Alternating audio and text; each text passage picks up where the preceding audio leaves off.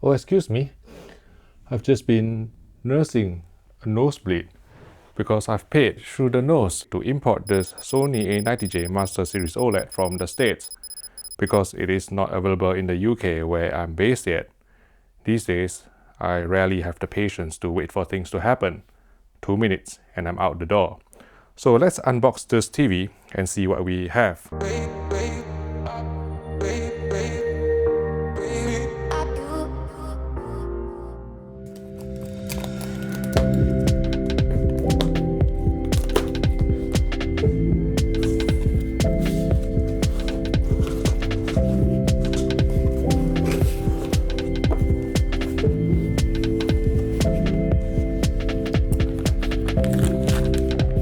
And we have the pair of feet here.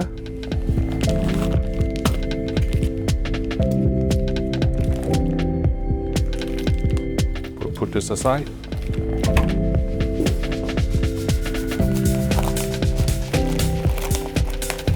And then we have the setup guide and also the remote control in here. Let me just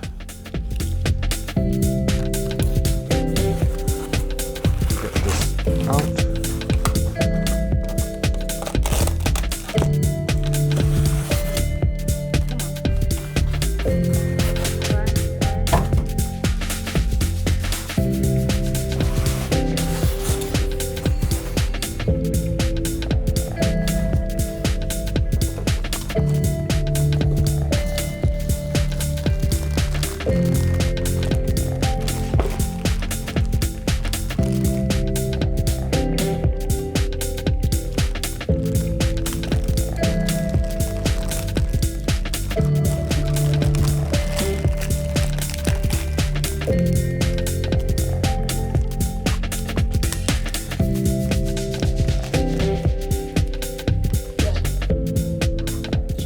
The shiny remote control, film in HDR, and then there are just batteries and manuals and warranties which presumably apply in the States. So basically I'm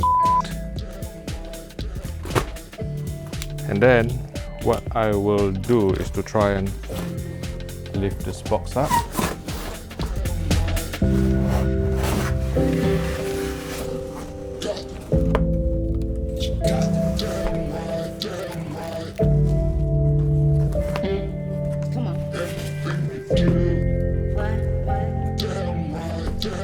Now what I would normally do is to do it dead flat, but I thought I'll try something new today.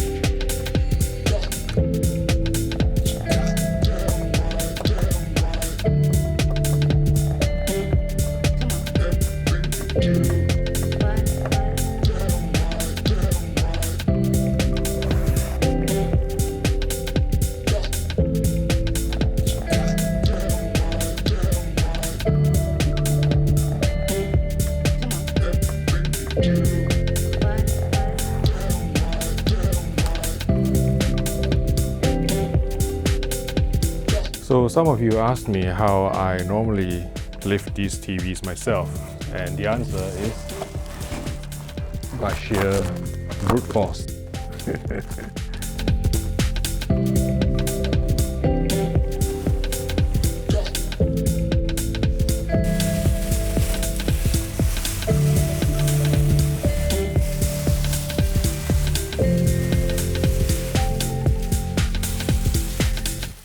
This video is sponsored by Box, the online technology store.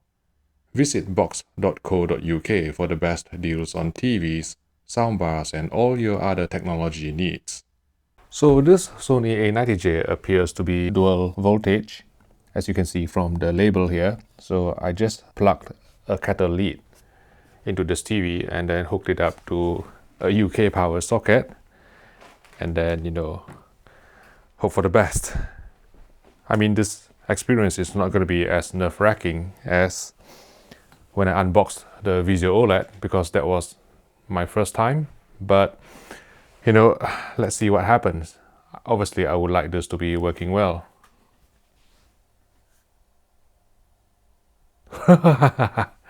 Nice one.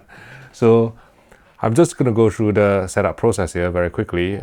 I mean, English United States will be the start, but I will try to find the UK version, which is where I'm based, even though I imported this from the States. Let's select other. I'll just set up basic TV for now. And then I'll skip this for now. And I'll accept this. I think I have to accept this in order to use all the apps anyway. And you get greeted by this BRAVIA intro, which I think is in HDR. And then if I can click on start, you have to scroll down. And I don't think anyone reads all of this anyway, but what I want to do is to just proceed. Next, skip, because I don't think I can get US channels here anyway, and then I'll connect later. Tabletop stand, I'll skip this. Next, complete.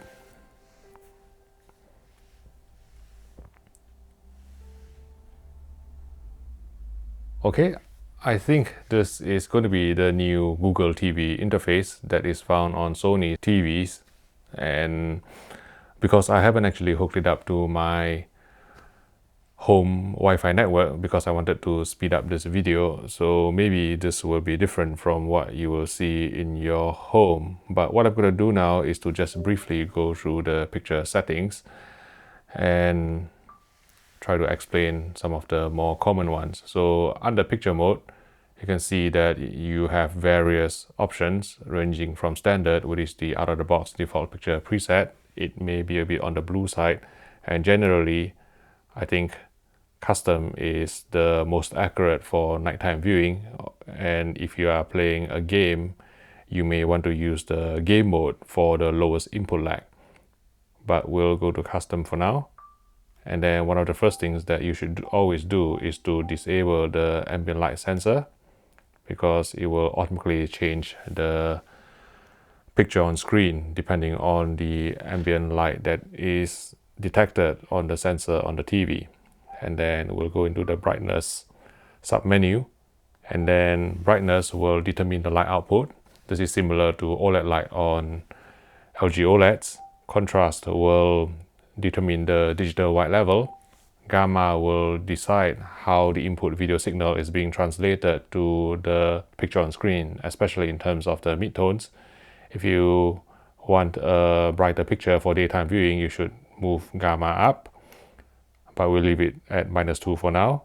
And then black level will set the video black level. If you go too low, you will be crushing shadow detail. If you go too high, you'll be raising the black level unnecessarily without any increase in shadow detail. Black adjust will manipulate the near black gamma, maybe to provide a punchier picture, but I think I always advise people to turn this off because it is inaccurate in essence. And then advanced contrast enhancer will apply an S-shaped gamma to compress the highlights and also the shadow detail to give more pop to the picture. But again, it is generally inaccurate, so I would leave it off if you are keen on preserving fidelity and accuracy. Peak luminance.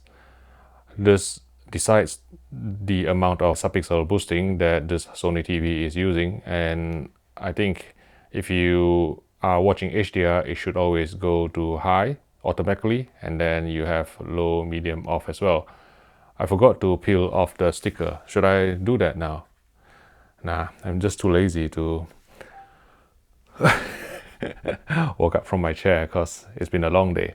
So under the color submenu, color will adjust the saturation and luminance of all the colors. Hue will adjust the tint of all the colors. Color temperature, you have various presets here ranging from Expert 1, Expert 2, and then warm, and then neutral and cool, which is the bluest. Let's leave it on Expert 1 and Expert 2 for now. It is so sensitive that, I've gone on past what I want to achieve. And then live color again will boost all the saturation and luminance of all the colors. If we go into the clarity submenu, you have the sharpness control, which applies edge enhancement, and on Sony TVs 50 is neutral. And then for reality creation, this is Sony's database driven proprietary upscaling, noise reduction, picture processing, and you can decide on how soft you want it, or you just want to leave the TV to apply it automatically depending on the picture on screen. But I generally would turn it off in the interest of accuracy, especially for watching pristine content such as 4K Blu-rays. Random noise reduction and digital noise reduction are temporal and spatial noise reduction respectively. And then with smoke gradation, this is Sony's decontouring filter that generally works quite well to remove posterization from the content itself. And then with motion, we have the motion flow toggle, and then smoothness will apply motion compensated frame interpolation, and then clearness will apply black frame insertion or 120 Hz black frame insertion, presumably on this Sony A90J. And then with film mode, this applies film mode deinterlacing, and I'm pleased to see that it is no longer an on-off or auto-off toggle as seen on Sony X1 Ultimate TVs over the past few years. So I think Sony has listened to feedback that their film mode deinterlacing or film cadence detection is too aggressive, and so they have provided two separate levels of film cadence detection, low and high, and hopefully this will reduce the amount of stutter people see in content, especially broadcast programs with mixed edits. So we'll leave it off for now. And then with video signal, leaving all these parameters on auto is best. But let's say if you want to force an HDR picture onto an SDR signal, you can use this to force HDR10 PQ curve or HLG, or turn off HDR entirely. If you are receiving an HDR signal, you want to watch it in SDR, you can turn it off. But I don't see the reason for doing that, not for a common consumer anyway. So just leave it on auto. And color space as well, just leave it on auto. Otherwise, you can force BT709, DCI, P3, Adobe RGB, and BT2020, depending on your needs. But auto is generally the best because what the TV will be doing is to detect the info frame inside the incoming video signal and then just map the correct color gamut automatically. And then under advanced color adjustment, you will get the 2-point white balance controls. R gain stands for red gain, green gain, blue gain, red bias, green bias, and blue bias. The gain controls affect the brighter portion of the grayscale. The bias controls affect the darker portion of the grayscale. But generally on OLED TVs, we avoid touching the bias controls because, if you touch it wrongly, then you may risk elevating the black level, causing floating blacks in certain scenes. And then what we'll do is to go into the 10-point white balance controls. But if you use either the Kalman software or you download the Kalman for BRAVIA app on this TV and you enter the IP address or you use Kalman to calibrate this TV, then you will be able to unlock the more precise 20-point white balance controls, which has more granularity and will allow you greater precision during calibration. And then per color adjustment, these are color management system controls, and you can adjust the 3 primary colors of red, green, and also blue, and the 3 secondary colors of cyan, magenta, and yellow.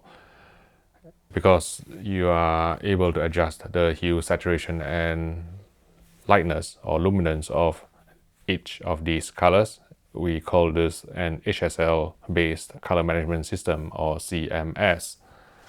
So that is a brief run through of the picture settings on this Sony A90J OLED TV. Now obviously it is working well, and I would like to thank Evan Lowrance at Best Buy Cary, North Carolina for his help to help me purchase this TV, and eventually I hired a courier to ship this all the way across to the UK. And I suppose one of the bonus of buying a US set, even though I paid through the nose for it, is that I don't get the power consumption warning message or notification every time I try to change a setting that relates to the brightness of the television. So if anyone in the UK wants to make me an offer for this very rare TV in the European continent, I'm open to offers. But I will be spending the next few weeks testing and reviewing this TV. I will be running it in first. And if you have any questions about this TV, or if you have anything in particular that you want us to test, feel free to leave a comment in the YouTube section below. To watch more videos on 2021 OLEDs, I've created a playlist here if you'd like to click on it, and I will see you in the next video.